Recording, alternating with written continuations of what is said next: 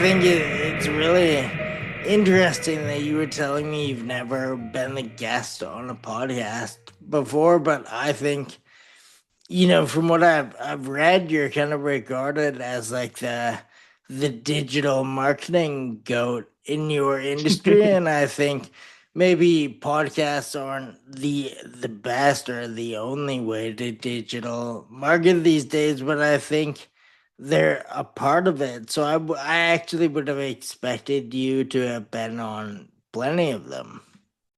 Yeah, I feel like I do a good job of keeping a little bit of a mysterious profile. And that's by design and was from the beginning when I like first started doing just like I like had a the way the Catfish Chronicles started was like it was like the original sort of snowboard blog, and it was really important to me to have a pen name and like not show myself, which at the time I was really stoked on and was kind of like, I just want to have it that I would meet people and like not thinking that it would be anything, but just more like being able to just have the separation between the things. I don't know why at the time I was like, oh, that's going to be really important. And of course, like when I graduated college and was trying to have a job, it made it a lot more difficult. But like I'm out, I have to introduce myself with my now Instagram name to people all the time, and which I hate doing, and have had like full friendships with people before, where it's almost like a separation of like digital friendship and then in person, and then there will be this like aha moment for people, which is always so funny. But that's really nice of you to say that. It seems like I'm the goat of digital marketing. That's that means a lot. Back then, or I mean, that makes it sound like forever ago, but in that time, it was probably a lot more like feasible to be more anonymous on the internet. Like now I feel like even like big meme accounts and stuff, you know who's doing it. I feel they've like kind of forced that on all of us. I like the anonymity a lot too. I kind of wish there was a way to do all this without ever being known Hmm. at all, but it's not as possible now. But I'm kind of envious that it was possible for you at the beginning, at least.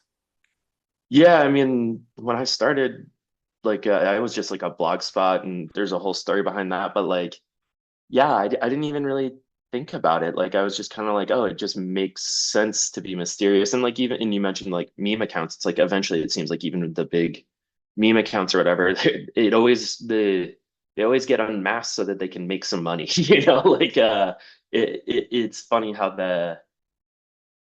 the commodification of people's hobbies or little like side projects these days becomes like a necessary thing to do, to try and like support not working a real job or something like that. But yeah, definitely being anonymous in the OG internet was the way to be. Now that we're in like late web 2.0, it's like you have to be present. And I do believe we'll go back to more of a closed internet, similar to like forums and stuff, where it'll be a true sense of community. I think people are, for a lot of it, a bit overwhelmed by the amount of information and, in a way, a lack of gatekeeping, which I almost feels like the wrong word, more of a lack of policing within your community, right? Like, and you look at things that I feel like a lot of younger generations are into and like have a new sort of newfound energy, like hardcore or something along those lines, where the policing of the community, skating, snowboarding, surfing, like all that shit is like built into it. And there's like two frames of mind, but you see it originally being like, oh, it's open, it's for everyone, like you can do whatever you want, and there's a level of that, but then there's also a little bit of policing, whether it be by the industry or by your local scene, that like shapes your perspective, which I think is a really healthy thing. And kind of goes back to that anonymity of the internet, right? Of like just sort of like allowing yourself to be not a character, but it allows you to just have freedom to say what you want, and sort of self-regulate, I guess. If that makes sense. Yeah, no, I also agree, like 1,000% agree that I think we were too quick to push out all of the gatekeeping. There are some things that we could do without, and the Hmm. bullying and all that, probably not the best. But I think, I mean, policing is a very like elegant way to put it, and I think that actually like makes more sense. But I do think there needs to be some levels of what gets shared and the hierarchies and everything like in a nice way. I agree with that. I understand fully what you mean. I hope people listening do. And to backtrack a second, I was gonna say everyone wants to be anonymous until they need to put like a government name on a check Yep. for Yep. monetizing. Yep. Exactly. And that was sort of my thing was like I eventually had I wouldn't say it was a full on mask, but I had to start, telling people. And I remember the first time it kind of happened, I had an internship somewhere. I was at working for Solomon Snowboards. It was like my first sort of like industry internship. And I had like gone out to Oregon. They were based in Portland then, and I think they still are. And like went into the office, and one of the other interns, like the second day, like under her breath, we were like organizing the like gear room or whatever, just classic intern stuff. And she was like, "Hey, I heard you're the Catfish Chronicles." And I was like, yeah. She's like, "Oh, like we all watch, like we all have your site as our homepage and stuff." And like, I didn't really like, it's how I got into, digital marketing was through my blog and promoting it. My wife, she like sort of put me on game of like how to use social media to like promote yourself. But like, it was crazy to learn how far it had spread and like just something that I was doing sort of compulsively updating every day this website with snowboard videos and like didn't know anything about Google Analytics, didn't know my site traffic and stuff. And come to find out it was like I was getting web hits and almost like I was getting them all over the world and then almost in like every state in the US, like where there's snowboarding in particular. And I would always just like remember the first time seeing that and kind of like tripping out of like, oh shit, like this little thing that I was just kind of doing more for myself and my friends, like spread without me knowing, which was pretty cool. So you mentioned before you said you had a blog spot, and that was Hmm. a story in itself. I'm wondering, can you tell me a bit of the story? I'm curious. Yeah, for sure. Yeah, I'm happy. So I would say, what was this? 2008. I was going to the University of Vermont, and while I was there, they had like I was already sort of I had started like a little clothing company and was like, just like heavy internet kid, really into like watching YouTube videos and all this stuff, or Vimeo really at the time, was where the snowboard community was based. And yeah, I like took this class that was about uh the future of storytelling. And as a part of the class, we had to have a blog spot. And I'd like checked a few like blog spots before because it was like kind of cool and like, the like hipstery music scene and like some cool snowboard companies had some like blog spots at the time that were just like kind of behind the scenes stuff. But I didn't really like ever once consider, oh, I should make one. And I was like, oh, like this is pretty cool. And like in the class, we had to like, it was like a competition of like who could get the most hits and all this stuff. And like I just got super into it and exploring different ways of doing storytelling on there. But that then at the time in snowboarding, like all of the major websites and stuff, like they weren't covering the kids that were coming up. Like on the East Coast, I knew of like all these crews and like they were just making videos and posting, like everyone was sharing them on Facebook. But like there wasn't like a central place in like this is like before Instagram. So like Facebook was sort of the spot. And I would put stuff up all the time on my page and like get a lot of like comments and stuff of people being like, oh, whoa, like this is sick, whatever. And I was like, you know what? I'm just gonna make a site. Like I was, funnily enough, like one summer was super into painting and wouldn't sleep really that much. I was like just super juiced on painting, so I was like sleeping like 3 hours a day in between work and painting. I was like interning at a agency at the time, for fun and just getting like paid for the summer and like came up with the idea like the Catfish Chronicles, like it's a news site. Like we just like don't put our perspective on anything. We just share it. And if you're getting shared on there, it's like sort of a representation of like you're contributing to the community and the culture.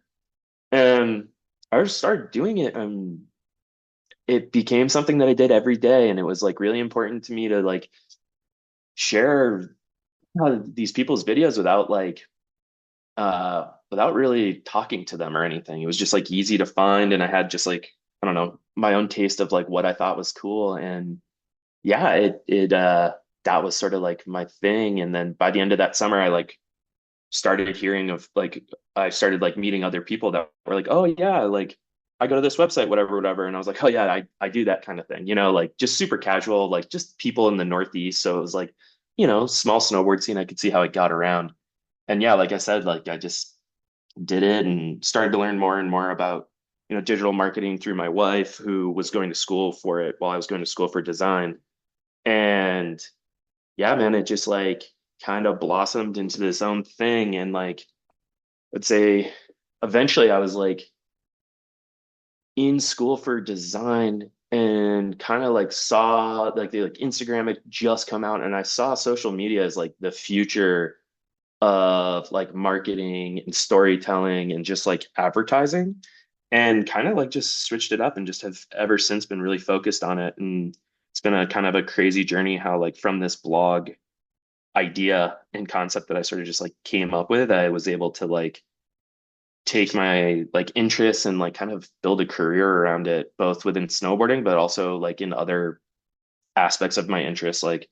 Um, but yeah, that was sort of like my creative outlet for a while. And my jumping off point was this blog spot, which is just so funny. And was it I mean, first of all, I actually Nowhere Fast started on Blogspot as well. So Sick. I have a place in my heart for it. So I Me loved too. hearing that. Was it really as democratic as that? Like were you posting at the beginning at least like any submissions would you repost? I didn't even get submissions for the longest time. I didn't even have like an email address, nothing. I had no way to get in contact with me. I was like fully like I stripped the site down to have like no information. It would just be the title of the video, no tags. Like I wouldn't put like once in a while I would put a comment. A few times I wrote some reviews about some projects that I was like, super hyped on or were like the homies that just like naturally I was like, yeah, I gotta like add a little bit more here to just make it clear that I'm hyped on this. But like now like it was just straight like what I liked, and like almost probably a level of obsession. I would be like checking Vimeo every day and sort of had like this great network of like that I built of like following people and figuring out like whose videos I rocked with, or I would just like search the like key tags around like mountains I like the scene for like there's this mountain in Wisconsin that is like Trollhagen, that's like an infamous like little scene, or like Highland Hills in Minnesota was another one where being on the East Coast, I like was really into the scenes of the Midwest and like loved the culture and like the sense of how these mountains were more like skate parks than like mountains. Like it seemed like everyone there was just like linking up with their friends and just sort of filming and riding, and just being creative and snowboarding in a very different way, which to me is like I love people that sort of have a style or an approach that's their own, and you can kind of tell that it's a reflection of those people's personalities a lot of times. But that was like when I first started. And then like I would say within 2 years of doing it, maybe it was quicker and I'm just being modest, but like pretty quickly people did start sending them to me, or there was be like people that I was always, quick to post their things sometimes before them, because at the time I was obsessed with being the first person, which I later learned doesn't really matter. But uh, yeah, I started getting them from like smaller crews early, or like people would reach out and be like, hey, like me and my friends made this. Like, would you be down to share it? And I mean, if you have the confidence to do that, I always am like, yeah, of course. Like, I know it would take me forever to reach out to someone at the time, to be able to show interest or like be like, oh, like I think this is sick. And yeah, I don't know. It was a lot of my, it was democratic, and it was a lot of my own just like personal taste of like just what I liked. And it was in a way like a lot of curation in hindsight. But yeah. I'm kind of still obsessed with being first to some sort of things, but like Hmm. you just said, it doesn't really matter. So I feel like you're gonna maybe break my heart a bit, but why doesn't that matter as much now? Well, I think it's a twofold thing, right? Like being first to things, like for me at the time, I was viewing it almost like as a news organization. And there was a bit of, in a lot of ways, a chip on my shoulder to where I was like, yo, fuck the like major magazines. Like they're not paying attention to like what's actually happening. And there was like in hindsight, like culturally, some really cool stuff happening in snowboarding where a next generation was coming up. And in my mind, I was like, why are they not paying, like, why are these kids not front and center? Because I love, in a lot of ways, finding new things. It gets me super excited when you know, sort of stumble into a scene or like find a designer or a musician and you're early to it and it's sick. And then you get to see that person grow and you're just like, oh yeah, I have like a little affirmation of like, yeah, I have good taste, you know? And the reason why I say it doesn't matter if you're first is because these days a lot of things are just so coordinated, you know? Like everyone has like, you know, a release plan or whatever, whatever. And I think in some ways it's changing in the younger generation, because they maybe, I don't know, just like grew up with a different perspective on it. Um, but you know, I'm in that sweet spot where I remember life without the internet, where you would find things very organically and like kind of just like learn about it from other cool people.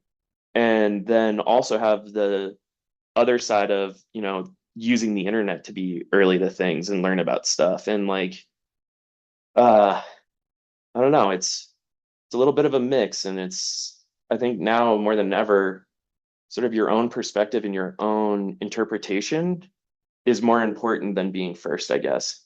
I feel like we live in an era of almost like lack of context and lack of interpretation around things. And like you see it in like a lot of those videos that like you see on TikTok of someone explaining something, especially like I see it a lot in fashion and clothes where the people are just straight up wrong. Like what they are saying is not right, but they say it confidently.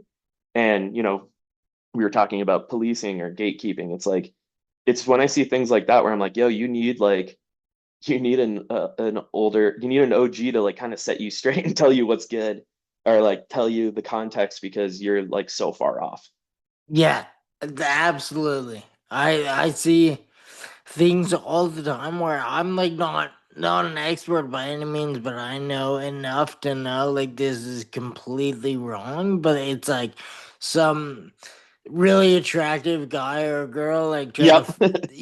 saying it with confidence, so it's like everyone is gonna believe this, but it is so wrong. Like what they're saying Yeah. is, and it's like it's got millions of views, so it's like, well, now, like the wrong story is the most like Hmm. present one. Yeah, and I feel like I mean this kind of leads into something I'm very passionate about, which is just like history for some of these subcultures is just like not well documented. And like, you know, here I am, I work for Burton. The trip I'm on right now, we're you know, Burton is fortunate enough to have like an archivist. Like the dude's job is to make sure we have one of everything. He's hunting it down. He knows the history. Like he's just a rad guy, but like we haven't been sharing that out. And even with our own history as a brand, sometimes we tell the story wrong. And so we're out here in Salt Lake right now, and we're meeting with all these guys that are like board collectors that have like hundreds of thousands of dollars of like rare snowboards, some of which we don't even have at Burton, and talking to them. And like to me, it's like a way of trying to preserve that history before that first generation of this culture goes away. I mean, we're careening very fast through life and things that, you know, we should be preserving the history around from the people that lived it or the people that are passionate about it and have done the research. Like there isn't a way for a lot of people to share that or like get that information. And, you know, as a brand, I think it's really cool. Like one of the biggest draws to me about Burton is like, you know, in a lot of ways, they're the steward. of the culture of the sport that they helped like create the path for. And ever since I've been able to sort of have any influence, I've been trying to get those stories down in some way, shape, or form to try and preserve it. And um, I think there's probably other cultures that like subcultures out there that have a lot of impact and are similar that like, some are good at it, like skateboarding excels at it, right? But like other ones don't. And I just find it fascinating and it's sort of like become my new fixation of like there are certain eras of snowboarding where it's like, the beginning, like the late 70s into the 80s, is like, yeah, you can learn all that stuff pretty easy.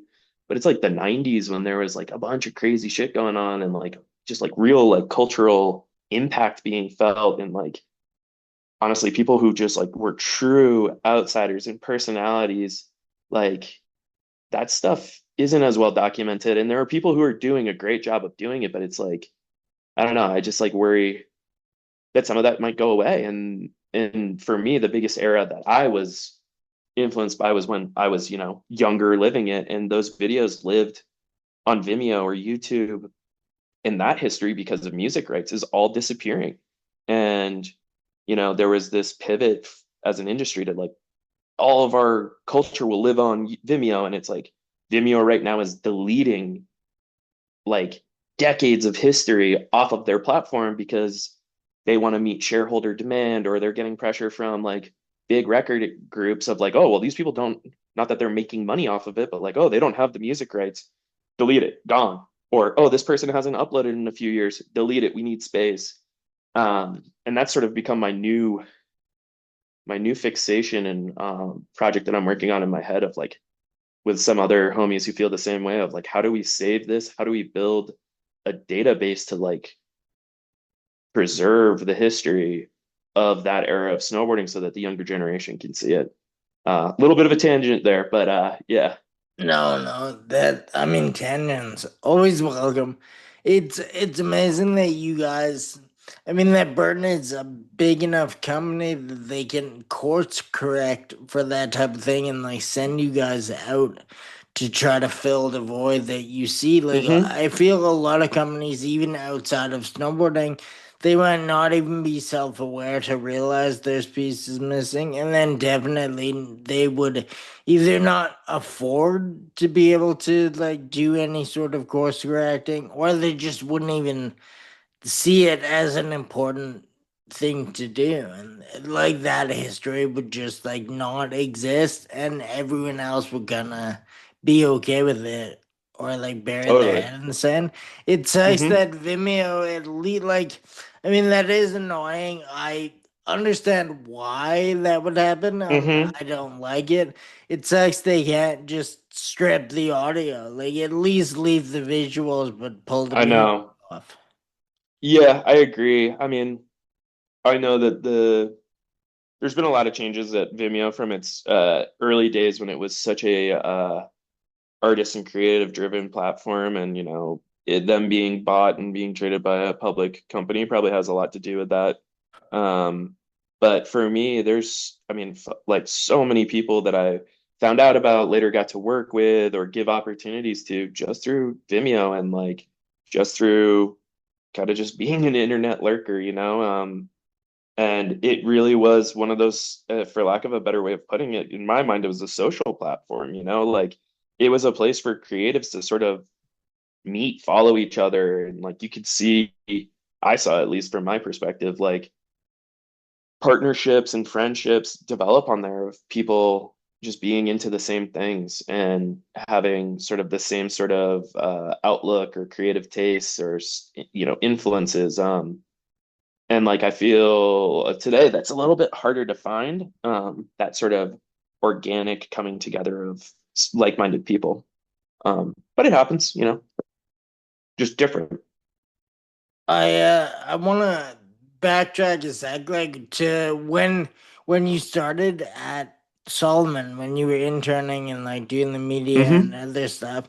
I wonder if like to me, tell me if I'm wrong, but it sounds like that was when you sort of started to realize maybe like meme advertising and all that was gonna be like the wave of everything going forward. Did it like take any convincing, or did people at that company like think?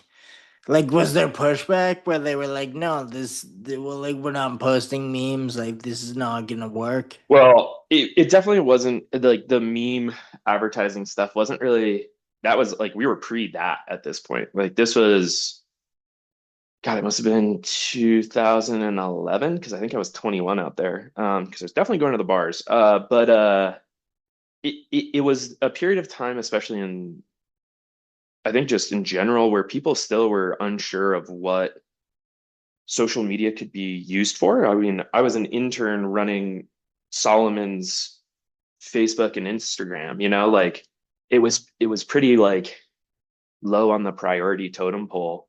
And for me at the time, like I said, as like I mean, being early isn't always great, right? Like I saw it and what it could be used for and the power it could have and speaking to people. But it wasn't viewed that way, I was just kind of posting whatever, given a given a sort of like Dropbox of photos and was just like, all right, like have at it. And honestly, for like 1 year there, I got hired one summer, and the woman who hired me, her name was Ryan Rowe. She was their PR person, and she saw the future. Like they had like a Tumblr then and integrated it into their website. And like I think they were just like, oh yeah, it's a blog platform. But I used it as a Tumblr and like full on like would try and like build in my mind, I was like, yo, this is just so fun to just like build almost like a mood board for the brand and the riders and like at the time it was like Jed Anderson rode for them and he had like a Tumblr and it was like he posted something, I'm gonna repost it on Solomon's or there were certain bands that they were into and I would just like make sure to like get that in the mix. And I was just doing it however I felt. And then the woman I was saying, like Ryan, who hired me, like she left, I think like a month after I started. And then I didn't hear from anyone from the company for about 9 months. And I just was doing it. Like I wasn't getting paid and I just did it every day and was like super on it. And I remember one day they hired this new marketing person who I didn't know at the time, but she ended up being like an awesome mentor, Colleen Quigley, who works at Patagonia now, and is probably one of the sickest bosses I've ever had. But she had posted on there, not knowing who was running it. This is me with my pseudonym of the Catfish. Like no one knew who it was, so they didn't know how to get in contact with me. But she was like, "Hey, we're looking for interns out in like Oregon, kind of thing." And I was like, I thought I was the intern." Was like, could I come out? And I remember them being like, yeah, we've been trying to get in contact with you. Like, of course, like no one knew how to reach you. And that I feel like is just like, yeah, like they were just down and like the people who worked there just, I don't think they had the full concept to get back on track of like what social media was going to be. And I don't think I did either. It was just like what I was into. And, a lot of that is just being in a lot of ways a kid that I went to high school in the middle of nowhere, Maine, and my graduating class was like 14 kids. I grew up in a city and I like used the internet to meet people and learn about stuff. And there were some like forums back in the day and like that's how I got my sort of policing and understanding of how snowboarding should look and who was doing cool stuff on this forum called Snow Perception. And that to me, like it just made me, I guess, in a way, addicted to the internet. And that's just like was my community, I guess, and makes sense in hindsight of like why I thought social would be such a powerful tool moving forward because I saw the impact it had on my own understanding. Um, but it wasn't, no, I was gonna say, all right, I was just gonna say, like, yeah, so I worked for Solomon, I worked for a few other companies, but like still it was like websites, it was like media dictated sort of the storytelling still. It wasn't as brand driven in the way that it is now on social. And like it wasn't until honestly the last 6, 7 years where I feel like as an industry snowboarding really like leaned into social, maybe a little longer than that, but like where brands are really telling their story and owning their media and, for lack of a better word, content, to sort of communicate with the audience. And even still, like there's a bit of, as an industry, a bit of a catch up, but like the brands that do it well are generally the newer brands and they're the younger brands. And it's just cool to see some of, some people just like really open up how a brand is operated or what goes on behind the scenes to create that connection with people. And it, to me, is very reminiscent of what I hear about, mid 90s snowboard culture of just like, you know, no one really knows what they're doing, but they all are like kind of into the same things and they just put it all out there. And it reads super authentic. And I think social's kind of like sick for that, of having that like level of transparency and authenticity is like sort of what drives it in my mind, of like you have to be in the scene, you have to know the language, you have to be a part of it to be successful. And if you're not, like if you're a bullshitter, it's pretty clear pretty quick, right? Like but yeah, it's cool to, for me at least, to sort of see that happening now, of just like, even like you said, the memes, or like just to me, like here I am shooting a YouTube series for like one of the biggest snowboard companies. Like fuck, like there's not a lot of brands still that put money into that and see the value. And like I just think it's rad that people are starting to do that more and seeing how to better communicate and be approachable and authentic, with their customer. And that's what social's all about in my mind.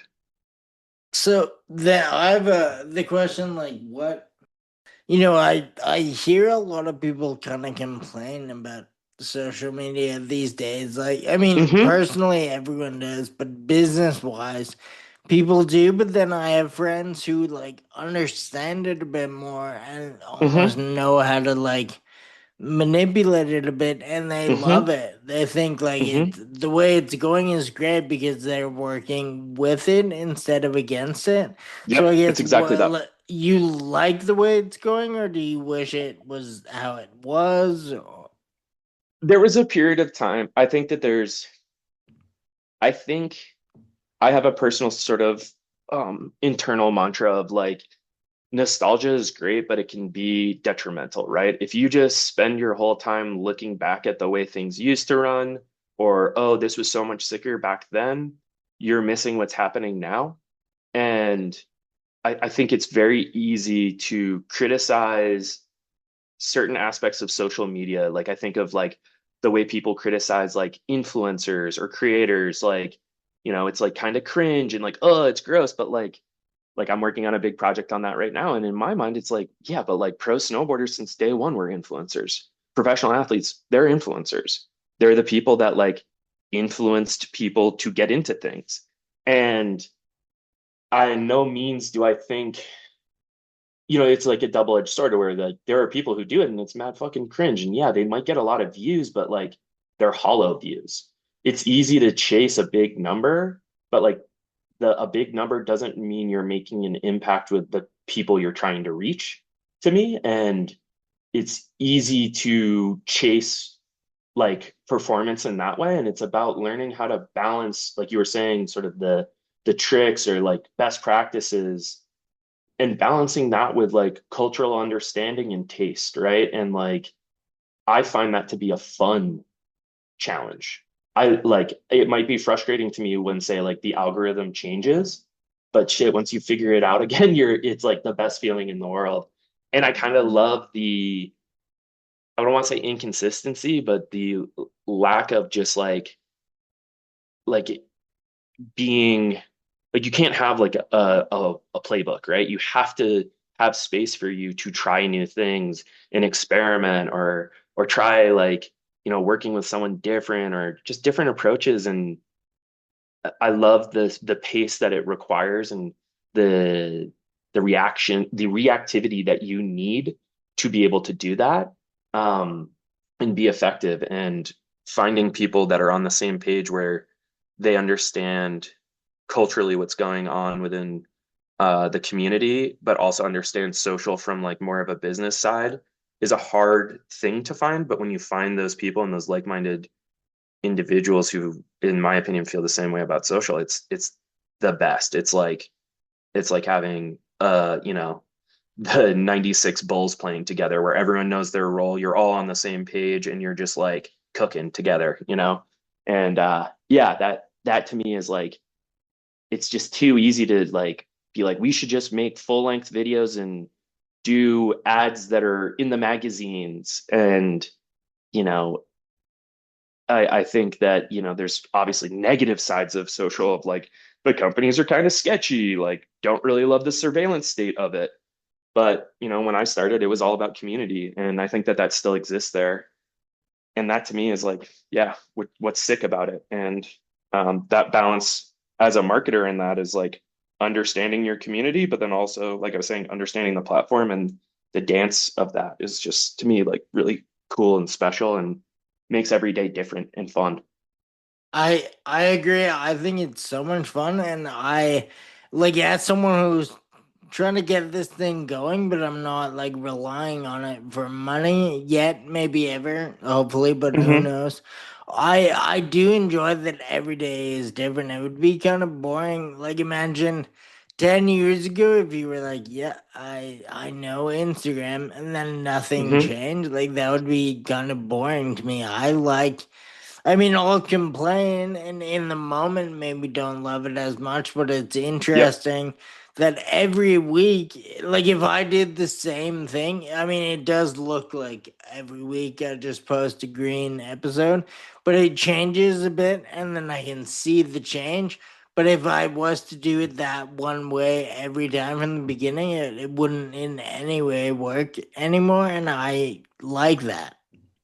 Likewise. And I feel like it's in a lot of ways it's a live communication. Like it's like that sort of always changing and like amorphic way of approaching it is like kind of the sickest part of like it's just like you're seeing culture develop in real time. Or I mean, for me, the other thing I love about social is just discoverability. Like the amount of times, like we were talking about earlier, of just like finding a new scene that like has its own little cool thing going on. Or like I love finding a young artist and I'm like, yo, this shit is sick. Like let's work with them. Or like reaching out to them. Like I don't know, it just like creates this cool way of like having this like ever changing, living, breathing sort of, I don't know how to describe it, but I don't know. I just get really stoked on it. For sure, I agree. I love it, and I like hear I hear so many people not like it. It's cool to hear someone like it. Yeah, and I also, I get why people don't like it. I mean, especially like, for example, a lot of like, snowboarders, like athletes, I'll say they're just like, real fucking boarders. They're like, I don't want to do this shit.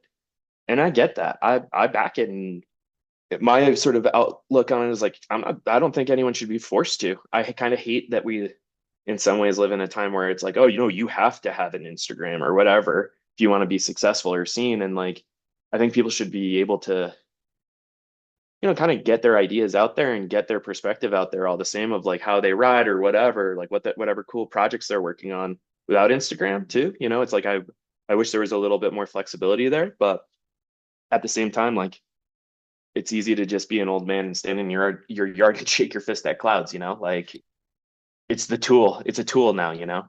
For sure, I always tell people exactly when they say like you have to have social media. Like you can't open a restaurant and not have it these days. I always say that Hmm. you can, like, you absolutely can. It's just you can maybe use it to generate some sort of sales and you can Yep. use it to your advantage, but you don't like actually have to. Like there are days when I think like I could maybe not put these on Instagram anymore. Like we have people who go direct, like subscribe on Spotify. They don't need the middleman of like people who Yeah. follow us, I guess think they probably know about the pod already. They don't need to be reminded every Monday.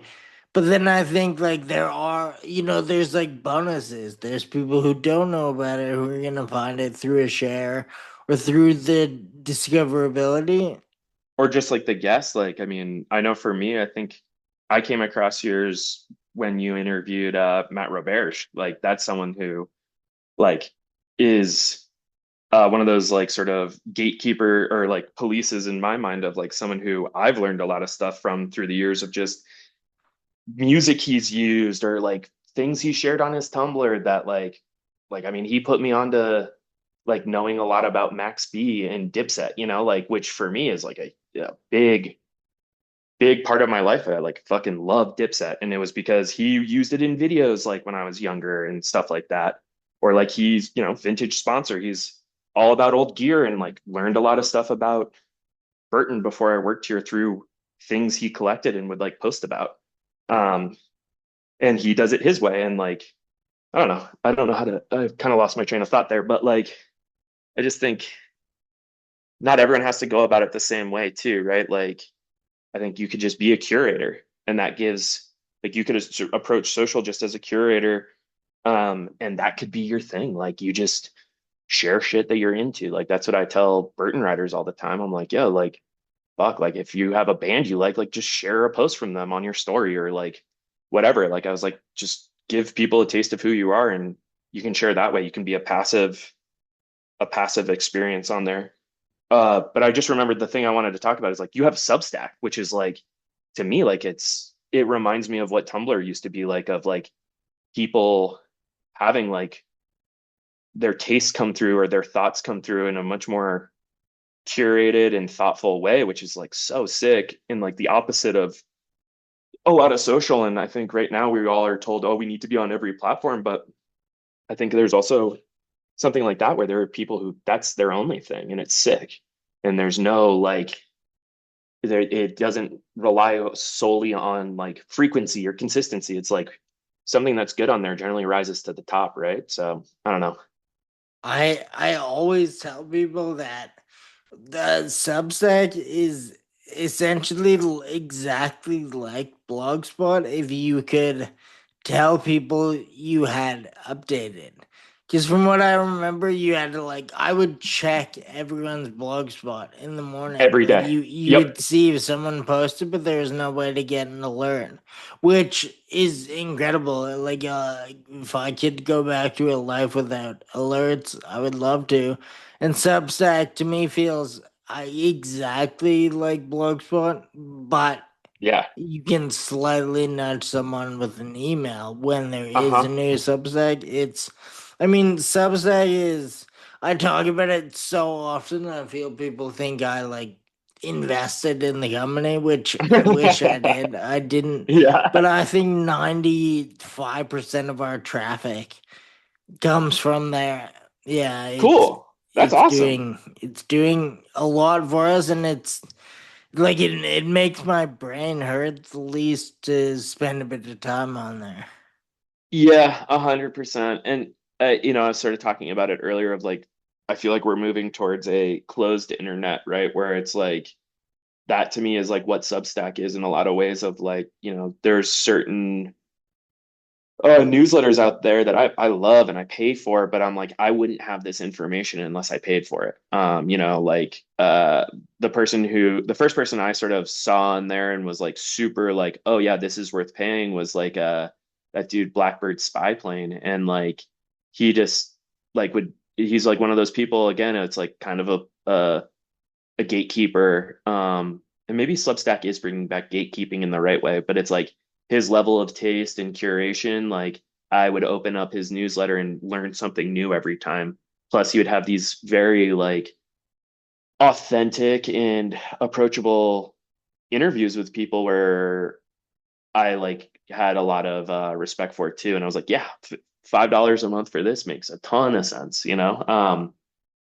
But like talking about closed internet is like in my mind is like that type of stuff like if you don't know about it or you don't it's like harder to find, right? And obviously some of those people are more like out there trying to um get traffic and like get more subscribers, but there are other people who they'll write something very thoughtful and like maybe they make a Substack just to write that one article. And when you find that on there it's always so sick. But yeah, uh I think Substack is a very cool tool, and I hope a lot of brands don't use it. because right now it feels very authentic and like driven by creatives in a way that like early Tumblr was, and like you said, Blogspot, of just like, I don't know, you can just really get a good sense of someone's taste and like what they're into, and then how that affects what they write or record. It's really interesting. It's a cool space right now.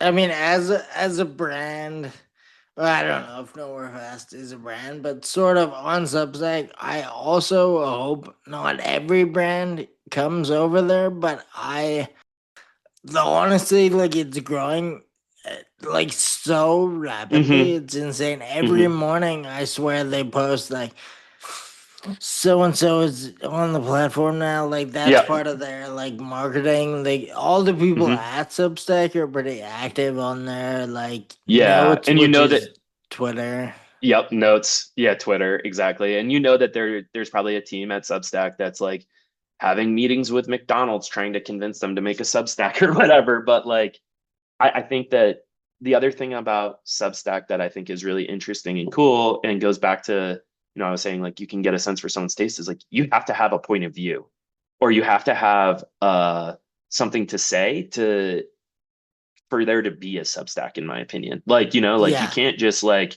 send out like, fluff and bullshit. Like you have to have a point of view, and you have like that's what I love about it. And that goes back to like, different social platforms aren't for everyone. And right now it's in that stage of like true, like, the power users are people who actually like, yeah, again, have something to say and a point of view. And that to me is like so much more valuable than just regurgitating everything.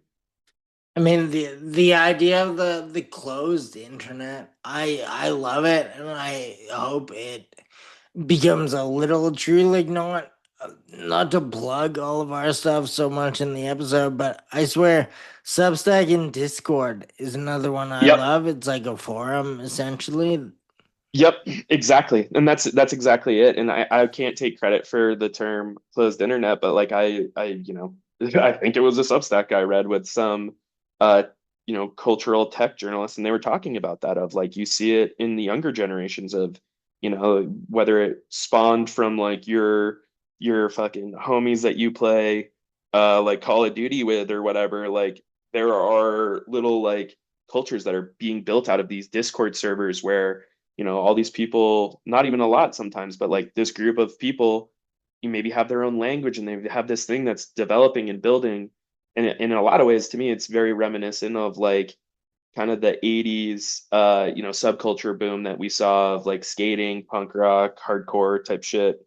And like, it's cool how that's happening now, and like how that levels up is yet to be seen. But like, I mean, I think of, that rapper Xavier So Based, who's like New York underground rapper who's kind of having a moment in the city, but like his whole crew of like producers and stuff that he works with, they all met on Discord playing Call of Duty together or something, or Fortnite. I can't remember which one. And I was like, damn, so like, we're going back to like you said, almost like the forum style of, community. The other one that I think is actually similar to that is WhatsApp. And, I think, I don't know about in Canada, but like in the US, I don't think WhatsApp's really popping, but like there's this, lower, core snowboard magazine in Europe where they have a WhatsApp group and I'm in there, and it's cool. Like it is forum culture all over again. And it's like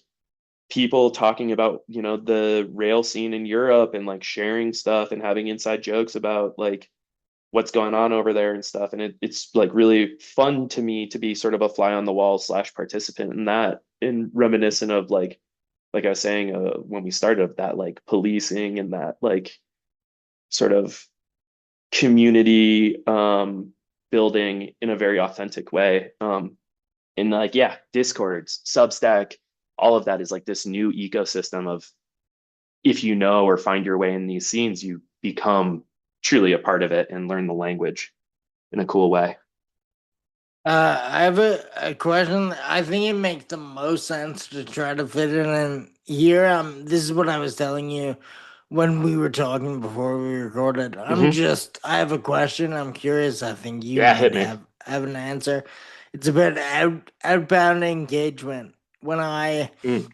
maybe a few years ago, I think it was actually a Substack, but a girl had written an article where she had a thing where she would interview kind of like people doing things on the internet. So I think this Uh-huh. article was actually with the girl who ran the social media for the Staten Island ferry. It was Oh, it was a link in bio or interview. I know the exact one you're talking about. Yeah, yeah, exactly. It was, I think her name is Rachel Carton that runs. Yep. And Yep. anyway, this girl, it may have been a different article, but there was that one also. But it was someone talking about how, like, their entire job, like, they were hired by some company just to comment on things. Like, Hmm. they hadn't even graduated to posting yet. They were just Yep. responding to comments, Hmm. posting. And I told my girlfriend, I read this thing today. This girl's entire job was commenting. It sounds cool. I would, if I could comment for a living, I would love to. But I was like, there's no way that's a thing. Like, how is Oh, it that ever is. gonna be? And now, fast forward to now, it's like the Yeah. most important thing. Yep. And I wonder, Community like, what management. Yeah. did you like? The way you sort of saw the way like storytelling and everything would happen, you Hmm. almost like predicted it in a way or like saw it a bit earlier than most. Did you Hmm. also see the importance of community engagement before it became Oh, like such a force? 100%. I mean, I think that it's just as equally a part of a strong brand presence online. I mean, every fucking Substack newsletter will tell you, oh, Duolingo on TikTok is huge because of their comments. And it's like it is, that to me is a bit of a nauseating conversation, but like it is true. Like having a strong presence and being a part of the community, like it is a community manager is the title. Like you need to know the community, you need to know the language, you need to know the cultural references to bring in to these conversations. And like, someone who's very terminally online, for me it can be second nature, but for some people there's stuff you have to learn to be able to do it. But I see the impact all the time. I mean, there have been comments I've made from the Burton account that were maybe a little out of pocket, but like for Burton as a brand it made sense of just being funny and like kind of fucking with people that were just like being ridiculous, uh that like now the like features like people liking comments, you can see the impact in real time. And there's like comments that like we've gotten engagement on before that are more than some of our like hard posts, so it really can have a huge impact. And it's such a low priority for a smaller place, but like if you truly know the brand and like are like down to sort of put on the costume of a brand, like it it can be very rewarding and very helpful in world building and brand building and storytelling of like you know being that thing. And some people take it a little too far in my opinion, where that's their whole strategy. And I just think like all well balanced diets, you got to do a little bit of everything, if that makes sense. Yeah, no, for sure. Like I think about that, and then I tell people who will ask, like, you can't just only, even if, no matter what it is, if it's working really well, you still have to like sprinkle in some of the other stuff because it's such Hmm. a like wide scope of everything. Like even if you just have amazing photos, but you don't reply to comments, that won't work. You post Yep. a lot of stories, but no whatever. Like you gotta You like do gotta. it all. Now I feel like I'm mansplaining this to someone who does it more No, not at professionally. all. No, no, you're good. I was gonna say it's also like there's a level of it of just like maybe it's not for you. Maybe you're not quick and witty with it. It's like that's okay. You don't need to be that. I mean, shit, like who is it? All those like fast food companies on like Twitter that for the longest time being snarky was the approach. Like I had friends in New York that did that they were journalists or comedy writers, and then they got hired by agencies, and they'd have a fucking room of 12 people working on trying to write responding tweets for these brands to be funny. And that to me is like level of like that's not community. You're not like if you have to have a writer's room to write a response, like that's not it. That's just inauthentic in my mind. But like Burton, we have a community manager, and her name's Sarah. She came from our customer service department, which I thought was really important when I hired her, of like someone who can be a genuine help to people that are DMing us with problems, but she's also funny and like plugged in, and she'll like, respond to people all the time. And like that to me was a really important thing. And I'm thankful enough to have higher ups around me that understand that and see the value as well, to like you're saying, of like it's an important piece of the puzzle to have a brand representation online like that.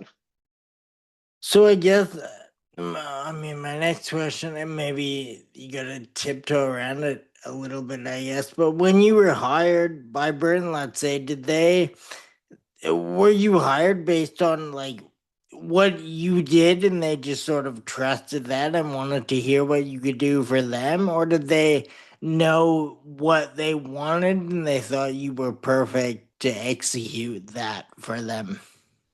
um it's a good question.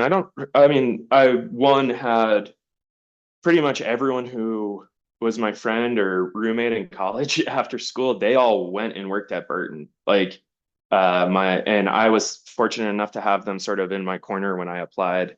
Like it was during COVID that I got my job. So it was 5 years ago, and I had been living in New York before, and definitely had like gotten some uh like more impressive things on my resume, which definitely helped, but I still had maintained my connections and obviously my passion for snowboarding, which I think was a big plus for them. But then I had like my homies like Colby Sears, who now like runs his own agency, or like Zach Nigro, who I work with, who's like the head of sports marketing there. Like we were just all like, just homies in college, and they kind of really went to bat for me, which I really am forever grateful for. And, this job at Burton that I had when I got hired, I had applied for 3 times before and would always be in the last two. And the sort of feedback I always got was like, you're a little like, you're a little rogue. You're not like a safe pick. You're opinionated. And the hiring manager, this woman, Sarah Jacoby, who I still work with, she in my interview was like said that that was what she wanted, and she was like, you're like not afraid to say what you think, and like you have a point of view, and we want that. um and I don't know if she was hearing that from other people or what, but like again, kind of staying the course of being authentically me helped. And yeah, I think that they're down for that. And I definitely can be very opinionated in meetings and stuff, but I think it's everyone sees that it's coming from a place of good and like wanting to help the brand. It's for me, it's cool to work for somewhere with such a strong value system and strong brand and heritage, and being able to support that in this sort of like newer space, and trying to like bring younger generations to understand what the company's done, but also allow them to have their own relationship with it, is sort of what I've wanted to do since I started. And I get to do that, and I'm stoked and thankful that it worked out.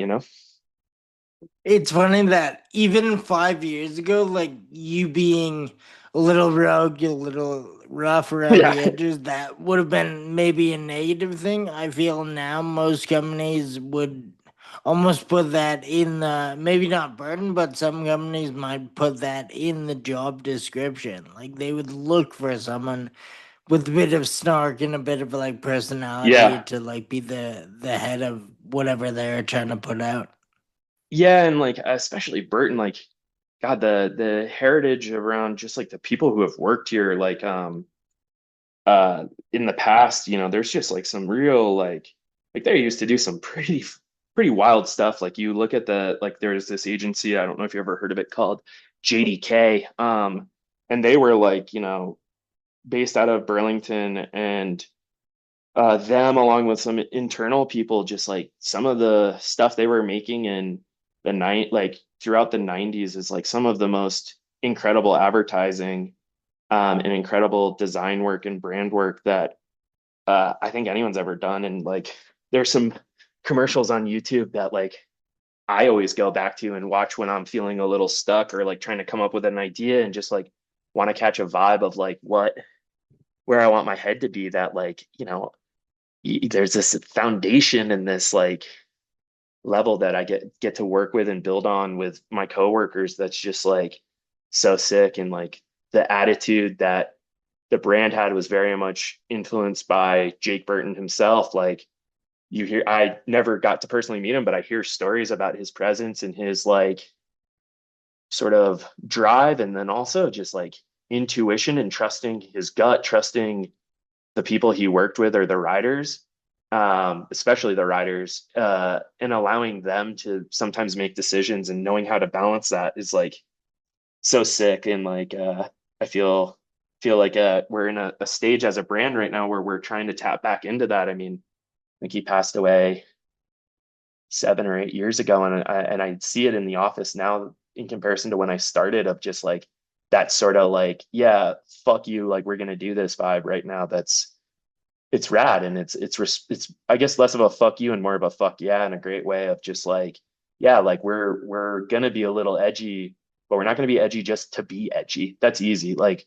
we're gonna be edgy when it counts, and it's like being good at swearing, right? Like it's like you got to know when to use that attitude and lean into it. And yeah, it's really sick. And like right now, I'm in the last year, I've been given the space to build an entire social team and the stuff we're working on and doing. I feel very fortunate, and I'm surrounded by just like rad people all around. And yeah, and it's funny because it's definitely not like any other snowboard company. It's a little bit more corporate in structure, but like in a way, that's always been the case. And it's just, I don't know, it's been rad. I really, really am into it right now.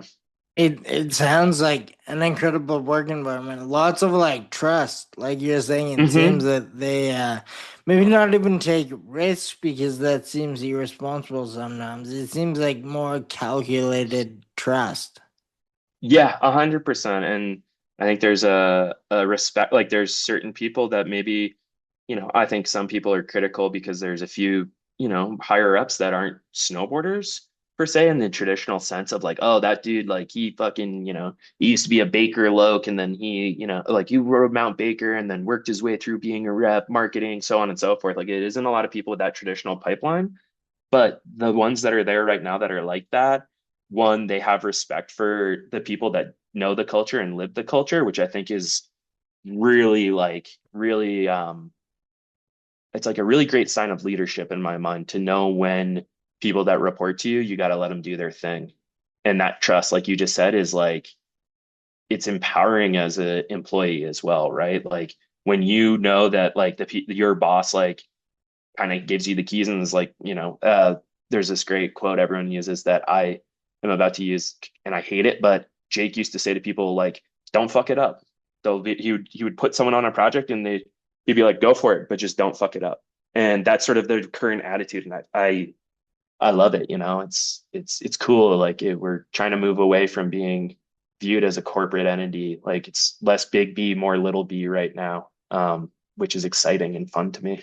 Yeah, very cool. And I would assume a lot of companies at that scale, I think if the founder had passed away almost a decade ago, I don't know how much of like what they instilled in things would still be prevalent. So it's like, I mean, a testament to how he structured things to have it still operating, how he would have liked years after he isn't there to like make sure And that's happening.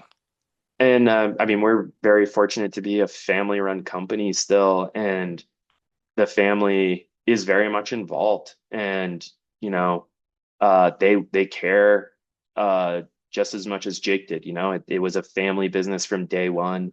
Of Jake and his wife Donna, who she's a badass. Like the two of them, built this thing together, and then they have three sons, and the sons are involved in different levels and in different departments. But it's just like, to me, it's just so sick. And like a lot of people will equate the company to being Jake, and I think it's just as much of the rest of the family, right? And personally, like it, it very much is like what you just said of like having a single founder. Like I could see that sort of having a brand lose its way, but we're very fortunate that everyone's still involved and like that spirit is still there and is omnipresent and they're as involved as they've ever been, just in different ways, which is so sick to me. And honestly, part of the reason why I've always wanted to work at Burton, I like it isn't owned by some conglomerate or like, there's a few snowboard companies that are like owned by the parent company of Rubbermaid or something like that. And it's like,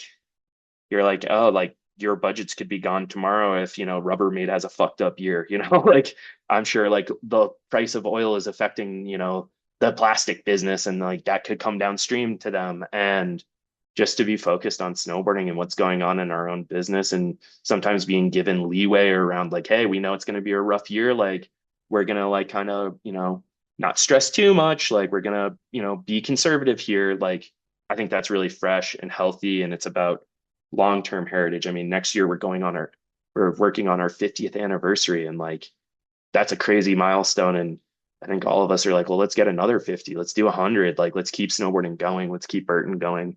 But yeah. Yeah, actually, extra cool that it's not even like they've maintained the integrity of it all. It seems like you guys are making an effort to maybe revert to a bit of the old energy, which is even more rare in companies, I would say. hmm Yeah, definitely. And I feel like revert is very similar to like what we were talking about word wise of like when we were talking about like people's criticisms of social. I think that what right now we're trying to do is revert but reinvent and reinterpret and it's just a personally just a fun experience to be a part of and really rethinking like for me I'm very focused on social, so it's like YouTube, all this stuff. I'm like, fuck, like we have all these like, why are there people out there that are like telling people how to wax snowboards that like you watch the video, they don't know shit. Like Burton's going to tell you how to do it. We're going to say it with our whole chest and we're going to show people like this is how you do it, this is the right way. And that goes for so many things, and just the buy-in from the brand right now to be focusing on that type of like authentic storytelling and owning sort of the cultural conversation of snowboarding is to me exciting and rad.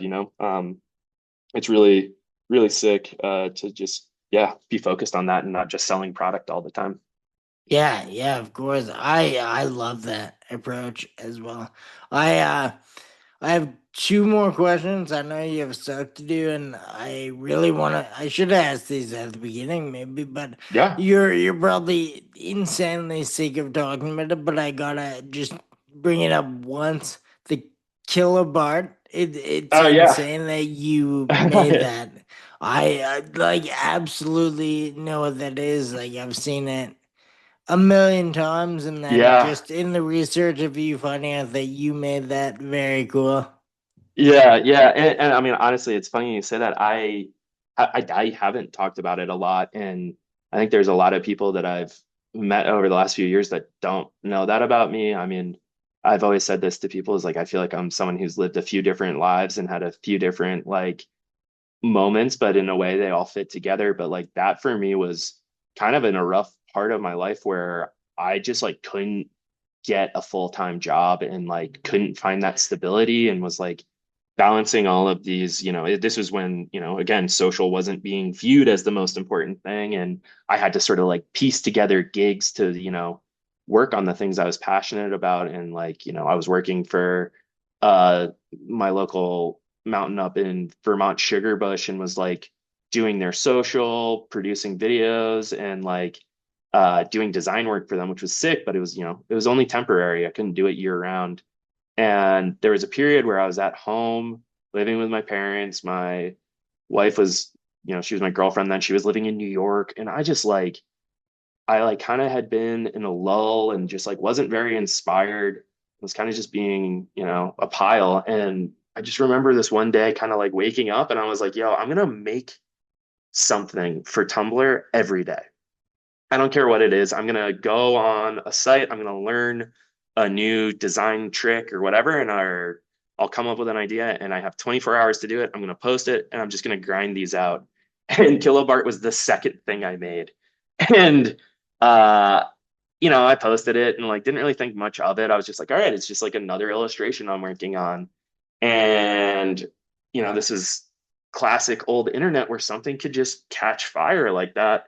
And I think my wife had like broken her leg or something like that in New York, and I'd like driven her to her parents' place in New Hampshire for her to like, kind of rehab, like rest up and stuff and not be in her, tiny little studio in New York crutching around. And like, I remember waking up and seeing that Cameron had posted it on his Instagram. And I was like, oh shit. And then that sort of like was the kickoff of like, there was a bunch of just like kind of right place, right time of like, Dipset was culturally relevant again on Tumblr, which I think, truthfully, I think they will always be culturally relevant. Excuse me. And then it was also this era of like bootleg Bart gear being very popular, both in vintage and then just like there was like a whole scene of that going on with like tattoo artists and streetwear people. And it just like spoke to both those scenes and like kind of turned into this life of its own. And I was fortunate to, make a little money off of that. This dude who I think his name is Mason or something like that. I've forgotten it, but he was the trend forecaster at Urban Outfitters. And he had this like bootleg Bart printing thing. And he hit me up and he was like, yo, like, it took me a while to find you, but I like, sort of talked to the right people and tracked you down. Like, would you be down to do like runs of t-shirts with me? And I was like, fuck yeah, like if you want to pay me, sure. Because I didn't have any money. And I like created this sort of system with him where it was like anytime he wanted to do a run of prints, he paid up front. I was like, I don't care about how many you sell or how many you print. Like, I trust you to do it right.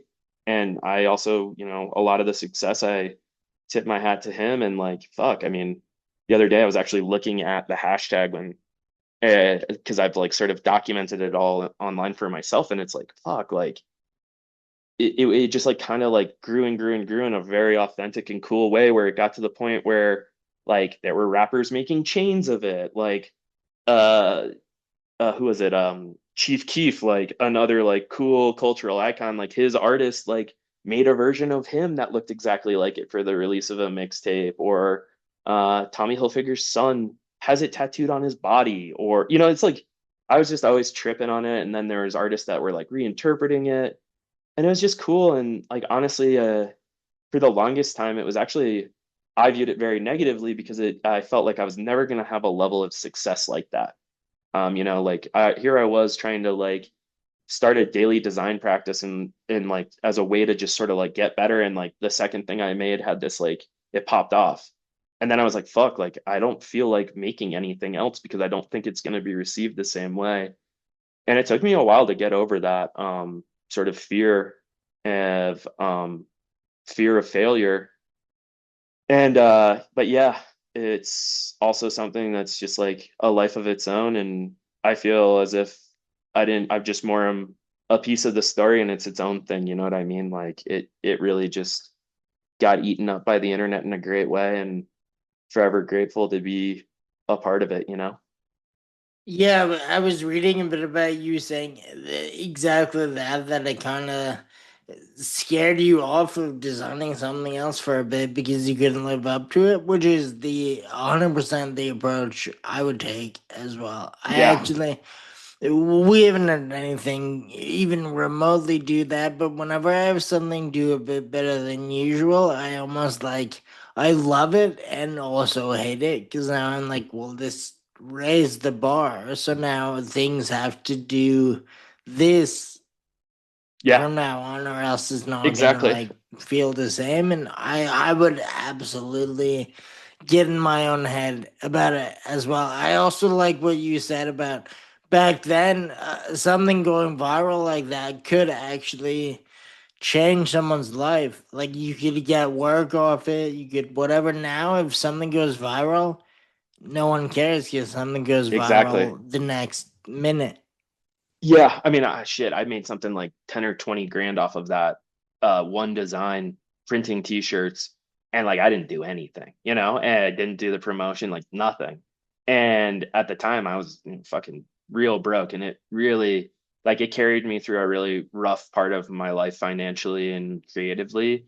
But like it worked out great because like it actually helped me get a job one time, which then helped me get another job, So it was like I said, internally grateful, but like the fear thing took a while for me to get over. And then honestly, I not long after that had moved to New York, and the whole other part of my life was, the 6, 7 years that I spent in New York living there. And I eventually got a job like working for a food website, and was making food videos and like had no video production experience other than like through snowboarding. And also I had worked at Vimeo a little bit as a curator, so I like kind of had enough to like talk my way into this situation.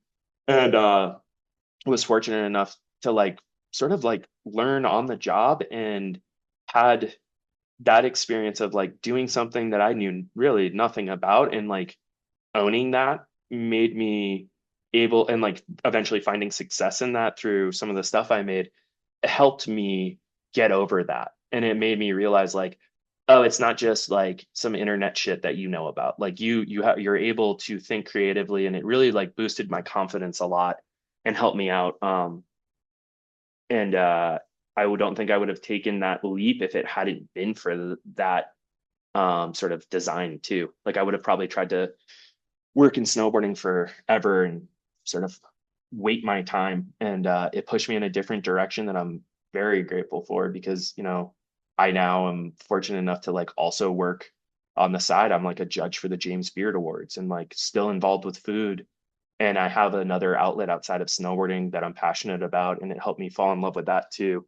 And again, it goes back to like Killa Bart in a weird way, for me. So It's cool that they like you got paid off it. These days, I feel if that existed, Zara would just take it and you would never hear from anyone. 100%. That's such a good point. Like today, like, yeah, that would be like someone could crank that out in AI in 2 seconds, right? Like I've hand drew that thing, digitized it, all that. And yeah, it's a trip. Very cool. All right, last thing. Your first pinned post on Instagram, is that in Edmonton? The slide? Uh I actually don't know where that is. There was a little bit of back and forth. I think it is, or it's in Detroit. I can't remember, but I know that was a clip of Jed. Oh yeah, it was in Edmonton. Like I think the second comment I'm seeing on there is someone saying that. But that was a clip of Jed from like the Nike video. And then there was that like video going all around on like TikTok at the time of all the people riding something similar in Detroit, that I always thought was hilarious. Yeah, right before we hopped on, I was talking to a friend of mine and Will's, and he's a snowboarder. So I mentioned I'm going into this in like 20 minutes, and then they said the ask him about the pin post being in Edmonton, and then Yeah, I said, "Is like, can you confirm? I don't want to bring this up without knowing." And then they didn't get back to me before we hopped on. But then I read the comments and see. I guess there is a similar one in Detroit, but maybe there's like yeah, kinks in the rail. And I mean, Jed is from the next city over, so it would be here for sure. yeah. It's definitely from Edmonton. That that's funny. I don't really have any questions. I just thought acknowledging that would be funny. Oh yeah, yeah. No, 100%. Shout out Edmonton. Yeah, it's fun. I mean, I hear for snowboarding it's great because we have lots of snow and cold, so it's Cold, and you have a city, you got hills, like that's all you need. And I mean, I've never been there, but I mean, the people that I've known from there are always rad people. And I've heard you talk about it in some of the interviews. I think you and JJ were talking about this, of just like, it's a city where people are coming back and trying to bring the things that they were passionate about and create the space for it. And, I live in Rhode Island, which is a very small state. it's the smallest state, and the capital city, Providence, for the longest time didn't really have much going on. And I look at it now and it's cool. It seems very similar to what you guys were talking about of like, maybe like, it's a city, it's small, but like there's just some cool shit that's going on. And I think those are the places that are always the most special, right? Like maybe we're biased because we grew up there and like to see it, but like I think those like second tier cities, for lack of a better word, always can bring out some really cool culture. And it's cool to see communities form around it. Yeah, of course. And I don't mean to correct you at all. It was Finn, Oh, Finn, my bad. but a J. I never tease episodes. I never talk about things happening, but a JJ episode is coming Oh, hell soon. yeah. Well, and then you got to get their trip, you got to get all three, you got to get the sister in too. Not that I know her, but Yeah, I have heard like you gotta finish the trilogy. You can't just exactly. have the two. Yeah, exactly. All the Infinity Stones. Yeah, I mean, you were such an incredible guest, like so good at all this. I think it's as weird as it was at the beginning that you've never guessed it on a pod. I'm even more like you should Oh, do thank more you. of them. I mean, if you don't want to, don't ever do anymore. I like being the only one, but you're very good at talking and answering random questions. So I think if I mean, it seems like Burton will be very fruitful for you for a long time, but you could also be a podcaster if you want a worse job. I appreciate it. Well, I mean, honestly, we didn't talk about it at all, but like when I was making food videos, I think the reason why I was good at it was similar to what we were talking about, I think before we were on air, of this like balance of knowing enough but not knowing everything, and being curious. And I would get flown to these restaurants and talk to these incredible chefs. Like some of these guys, like, have won Michelin stars and stuff. And I would always frame it up to them of like, hey, like I love restaurants, but I'm not a chef. I know enough about food to talk to you about it. And we'd always have these great conversations. And so I love interviewing people, and this is my first time being sort of interviewed and other side of it. And I really appreciate you saying that. That means a lot. Well, yeah, hopefully. I mean, I loved it. Hopefully, it was a decent experience.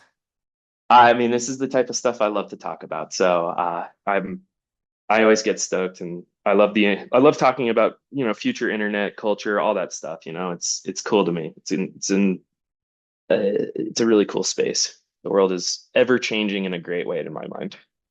Yeah, yeah, maybe too fast, but it's good to stay on the pulse of it all and watch it. I love kind of being around it as well, and I love talking about it. And I feel I don't get an opportunity as much, but I was so happy to be able to sit down with someone who might have a take on outbound engagement and all this other stuff that may or may not be as interesting to listeners, but I think people are gonna love it either way. I hope so. I really appreciate it, though. Yeah, thank you for reaching out, and I'm stoked we got to talk, and hopefully we chat more, even not recording. Yeah, yeah, absolutely. But before I forget, if you want to take a moment, anyone listening would love to know where they could find you or whatever else you have a hand in. Anything you want to promote right now, the mic is yours. Oh, I appreciate it. Follow me on pretty much any platform. I always go with the Catfish Chronicles. Um, and then outside of that, not gonna complain if you wanted to follow Burton and sort of see what we're cooking up over here. I mean, we're about to have our 50th anniversary and have a bunch of really cool projects that we're grinding on, and just trying to get people hyped on snowboarding, whether they snowboard or don't. Follow Burton. I don't know. 50 is a very like incredible milestone. Like someone told me once you hit 50, you're allowed to consider yourself a legacy brand. Yeah, definitely. And I mean, like a brand that I see a lot of parallels with, but it's a little different is Vans. You know, like Vans has been doing this forever. They're like one of those people in my mind that have been like a cultural institution for skating forever. And even if they're struggling right now, their legacy and their heritage, there's always a way for them to sort of find that footing, right? And I think Burton's very much the same way. 50 years, right now I'm working on a project with some pretty incredible directors and creatives of like telling the story, and in doing so, 50 years, every decade, the brand means something different to someone else. Um, and trying to do justice by that has been a really interesting and fun project. And yeah, there's going to be some cool stuff that we got going on this upcoming year celebrating it. So if you have any listeners that are down with snowboarding or into design and culture, like for sure, like yeah, check out at Burton or Burton Snowboards. You have like two accounts, so you can figure it out. Yeah, I'm sure they will. I was gonna say I think we have at least a handful of people that care about that type of stuff tuned in. They're gonna love it. Um, Hell yeah. I wanna say good luck, even though I know you don't need it. I always feel Oh, it's kind of that's pejorative, but I'll extend the good luck either way. I Um, appreciate it. yeah, like you were saying, please keep in touch. I would love to chat more without everyone listening in on our conversation, perhaps. Yeah, sure. Hey, and if they want to dial in too. Enjoy the rest of the time in Salt Lake. Thanks for hopping in when you're on the road. That's even more rare. I think I usually hear people say they're on the road, they'll get back to me when they're home, but you did it while you're there, which is commendable. Thank you. Of course, man. Thank you. And like I've said it to you before, really dig your podcast and love just the eclectic group of, people from all different cultural fields and practices that you bring together, and get to hear from a lot of different voices. It's always refreshing and fun to listen to your podcast. So being able to share my thoughts is an honor. So thank you. Cool. Thank Cool, you. dude. Enjoy the rest of the day. You too. Peace. Later.